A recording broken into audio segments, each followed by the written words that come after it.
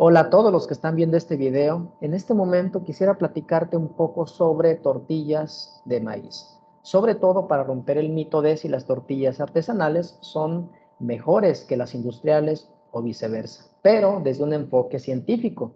Y para ello te voy a hablar sobre los cambios en las características estructurales que sufre la proteína de la tortilla de maíz mediante espectroscopía infrarroja. Mi nombre es Alejandro Martínez Velasco y actualmente estoy realizando una estancia postdoctoral con ACID en la Facultad de Nutrición de la Universidad Veracruzana, región Veracruz. ¿Qué tan importantes son las tortillas de maíz? Este alimento forma parte de la gastronomía de nuestro país, por lo tanto se consume en grandes cantidades. ¿Qué tanto? Se dice que el consumo per cápita aproximado es de 90 kilogramos por habitante por año.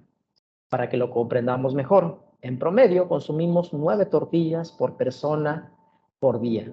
Esta cantidad es muy alta, prácticamente del doble, con respecto a un alimento que también es altamente consumido, que es el pan, donde se reporta que el consumo per cápita es de 33.5 kilogramos por habitante por año.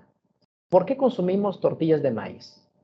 Aparte de por la disponibilidad y por el costo, por el contenido calórico. Este tipo de alimento contiene prácticamente el 50% de carbohidratos, ¿sale?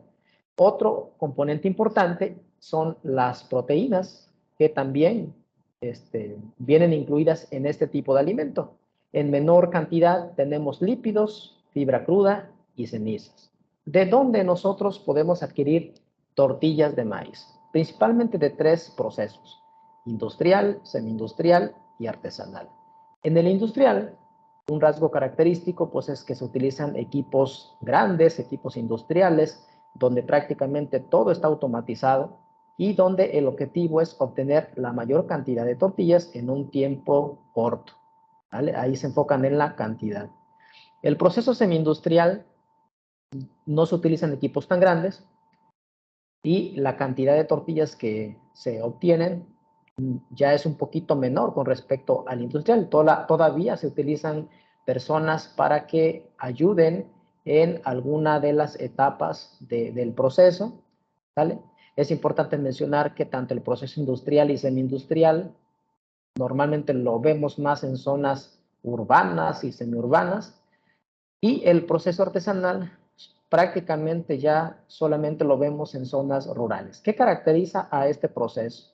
Ya no se utilizan maquinarias, equipos, sino se utiliza solamente un comal, una tortilladora y una persona que se encarga de elaborar las tortillas y de posteriormente cocinarlas. ¿Qué hay en común en cada uno de estos procesos que acabamos de mencionar? Todos utilizan una masa que tiene características con respecto a las condiciones que maneja cada proceso. Esta masa nosotros la obtenemos a partir de granos de maíz, que pueden ser blancos o de otro tipo de color. ¿Cómo pasamos de granos de maíz a masa? Lo hacemos con la ayuda de un proceso que ya lleva mucho tiempo aplicándose en nuestro país y que es la nixtamalización. La nixtamalización se compone de 4 etapas importantes. La primera es el cocimiento, en el cual nosotros combinamos granos de maíz crudos, agua, hidróxido de calcio y temperatura. ¿Qué tan alta es la temperatura que se aplica en esta etapa? Prácticamente de 90 grados Celsius por 30 minutos hasta 90 minutos, una hora aproximadamente se utiliza.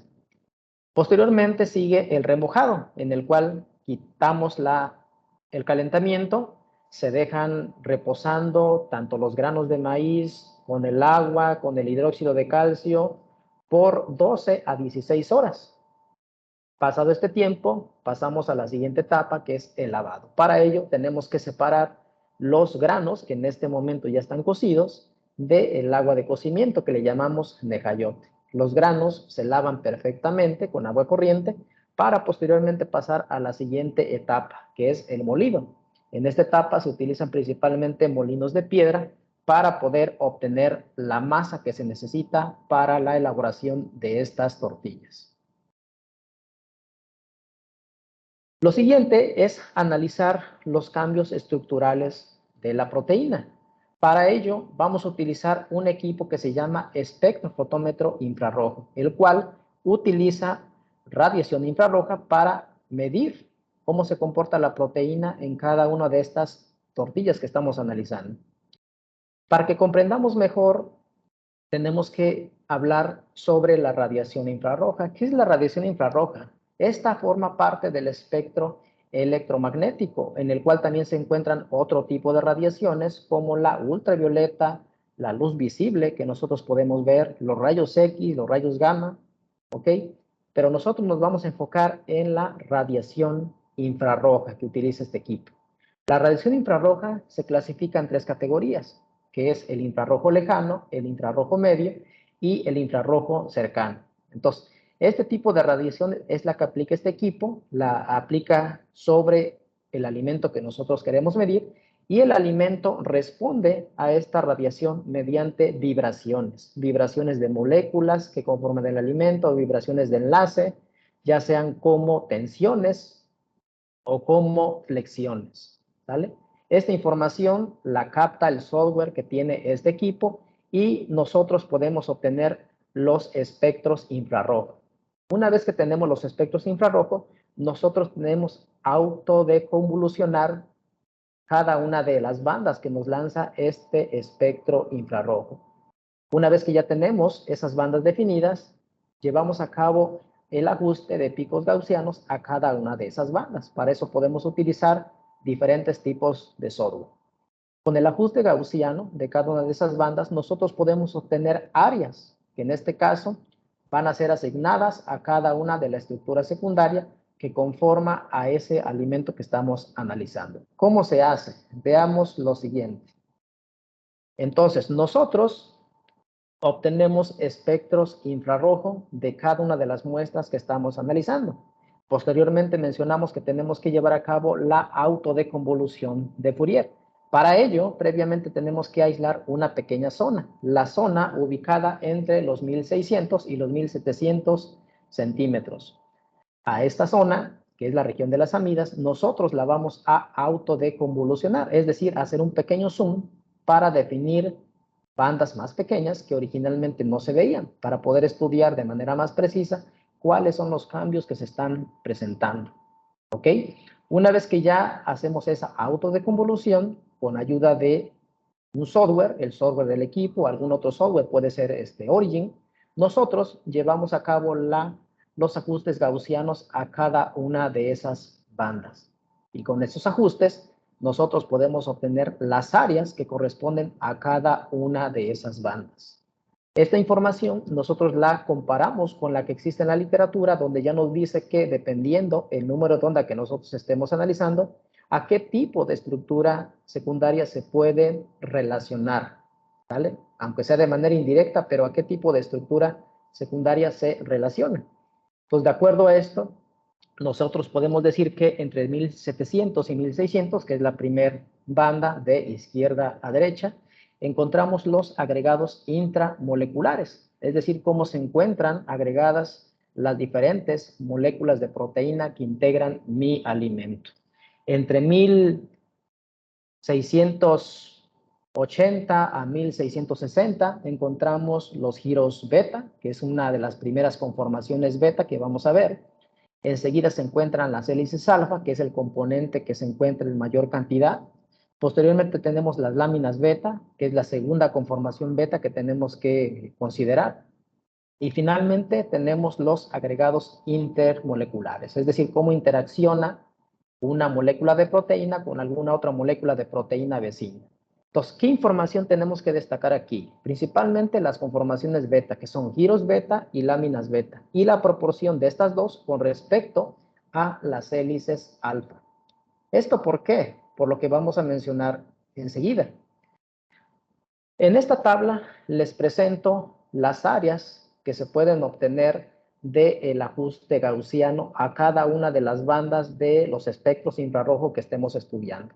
Aquí yo les presento las áreas de tres diferentes tipos de tortillas, de arriba hacia abajo, tortillas industriales, semi-industriales y artesanales. Y con respecto al tiempo, ¿sale? Para analizar de manera más precisa qué es lo que está pasando. ¿Qué información es relevante aquí? Mencionaba que lo más importante es la proporción de conformaciones beta con respecto a las hélices alfa. ¿Qué podemos ver aquí? En la tortilla industrial nosotros podemos observar una cantidad bastante alta de conformaciones de láminas beta y este valor se incrementa con respecto al tiempo. ¿Qué sucede ahora con los giros beta? Observamos un comportamiento similar. Este valor incrementa con respecto al tiempo. ¿Ok? Entonces, tanto las láminas beta como los giros beta incrementan en la tortilla industrial. ¿Qué sucede con las hélices alfa? Nosotros observamos una pequeña disminución. Vamos a ver que esta proporción, este comportamiento, donde encontramos una mayor cantidad de conformaciones beta con respecto a hélices alfa, nos van a afectar de manera negativa en la digestibilidad, porque se ha reportado que un incremento en conformaciones beta nos permite obtener una menor digestibilidad, ¿sale? Entonces, esto no es algo que nos favorezca. En las tortillas semi-industriales, ¿qué encontramos? Encontramos un comportamiento similar, donde tenemos un contenido alto de láminas beta y ese valor incrementa con respecto al tiempo. En los giros beta observamos una ligera disminución y en hélices alfa observamos un pequeño incremento. Aún así, la proporción de conformaciones beta es mayor con respecto a la de las hélices alfa, por lo tanto, también la digestibilidad se va a ver afectada en estas tortillas con este método semi-industrial. ¿Qué sucede ahora con las tortillas artesanales? Nosotros podemos observar que desde el inicio la proporción de láminas beta es pequeña, ¿sale? Se tiene un valor pequeño y este valor todavía va incrementando con respecto al tiempo, lo cual es bueno, es favorable. ¿Qué sucede con los giros beta? No presenta ningún cambio, se mantiene igual y en las hélices alfa nosotros observamos un pequeño incremento. Entonces, la combinación de una pequeña cantidad de conformaciones beta, un incremento en las hélices alfa, todo esto nos va a dar como resultado una digestibilidad mucho mejor a comparación de las otras dos tortillas elaboradas con los otros métodos. Todo lo relacionado con la digestibilidad lo vamos a ver en un video que compartiré más adelante con ustedes para que veamos cómo es esta relación, ¿sale? Y bueno, esta es la información que yo les quería compartir. Espero que haya sido de su interés.